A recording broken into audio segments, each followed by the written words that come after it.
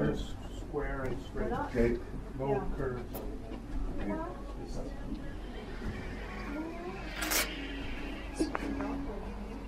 Yeah, it's spelled very nice. If you see it, just yank it down and we'll. What about this one? See it, yank it. What do you think of that? I saw that too. So you guys are thinking the black and silver there. That's similar to kind of that that, one yeah. there, but it Oh, gets but you wanted the silver on the inside. it gets your silver on the inside a little bit. And since we don't Oh, I have like another, that. since there's not another silver fighting with it anymore, the silver will be a little easier to. Yeah, that's neat. The window is like 2 feet from the wall where it's going to be. Okay. It's a huge window, so all the light comes in, especially on the one side. This is an 11-foot window. In terms of the groove, I would encourage you to play with where you want it. I'm Like, thinking somewhere around where this is, about that 1 inch. yeah, this looks nice. I like that. So now we've got the mats cut. I'm going to be putting them in the pictures. I always like to place them in, make sure that they're good again, even though you've already measured beforehand, so they should fit. Mistakes happen and you hate to get tape on everything, get ready to put it all in. And you see quite a dramatic look. Did a V-groove around it to give kind of a double mat effect. It's one way of making it look like there's 2 mats without it adding extra color, because sometimes you don't want to have a second color in there. It just distracts your eye too much. So we use acid-free tape, and we do hang all our pictures in a hinge style, so it's only at the top. That way, if as the moisture in the air and in the paper and everything else, I said it's very minor around here because we're in a bit of a desert type area, but as it dries out and gets more moisture in it, it will it'll allow it so it doesn't buckle. You'll see every now and then people will tape all the edges in, and then after a couple of years you see it's bubbled in certain spots. It's because they've not allowed the paper and the mat anywhere to go. I said, or the tape is not acid free and it has since dried and dried in a lovely fun bump. So it's just a little piece like that, and I always do it just a little across the top there. This lets it free flow, so as you can see, it wants to, it'll fall down nice and even. So.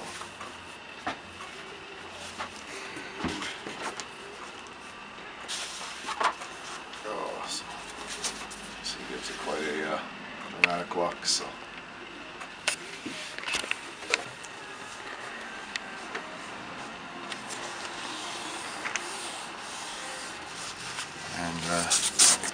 Always important to make sure your hands are nice and clean and dry and no oily. I said I don't get to use any, like even our soap that we have 2 different types. I have one that has no grease, anything that removes all greases from your hands, and making sure you don't touch your face while working with artwork, because we all touch our face. I think the average person is over 200-300 times a day.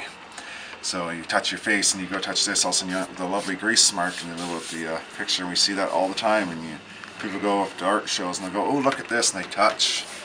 And you're cringing because you don't want to be touching the artwork, because your body always has some type of grease generally on your hands unless you've been using things that remove it. So it just gives me not a good habit to have, but people do it. Now you're saying you're excited about seeing the artwork and that, so there we go. There's those 2 pieces. They're very close to square, but not quite. Okay.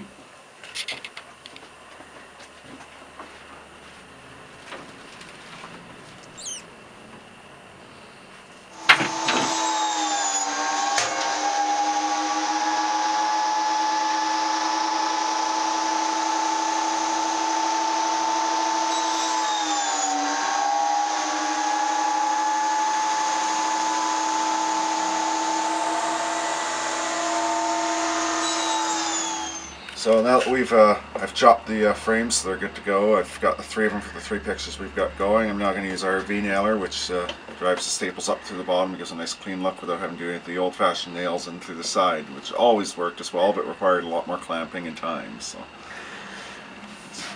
that gets nice and loud, and here we go.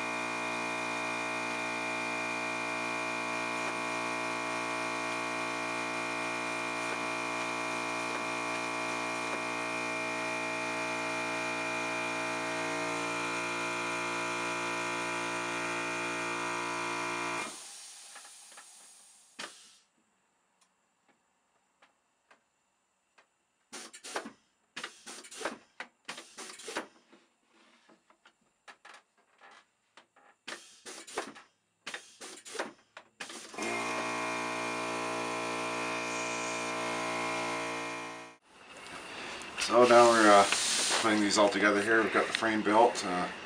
Come back out again, make sure the glass is nice and clean again, because for whatever reason fuzzies are always getting in there, and that. Nothing worse than putting it all together and finding a little speck on your black mats. As there, so putting them in, lots of different ways of keeping them cured in. Some people like tape. I don't particularly like that because tape can dry out, get brittle, and all of a sudden now you've got a picture falling out. We use a point gun that fires in nice stiff points. It keeps it in there, and it has enough room so if any moisture happens to get in there, it won't kill it. It will hold it in nice and flat. And this is always taking an extra look to make sure. It's easier to fix it now before we've attached it all in. And I will just continue on here putting these points in. Some people use staples, little finishing nails. This is the easiest for us for producing this, because as you can see, it fires in nice and quickly. So we're going to paper it and put the wire on the back, and it'll end up looking something like that on the back there. So nice and clean, easy looking, and hanger's ready to go. So you take it home and it's ready to go up on your walls. So here's the final showing of the two pieces. As you can see, even though the one's vertical, one's horizontal there, with the nice wide mats and them being square, they balance up nicely. I think they're going to look great on either side of their fireplace there.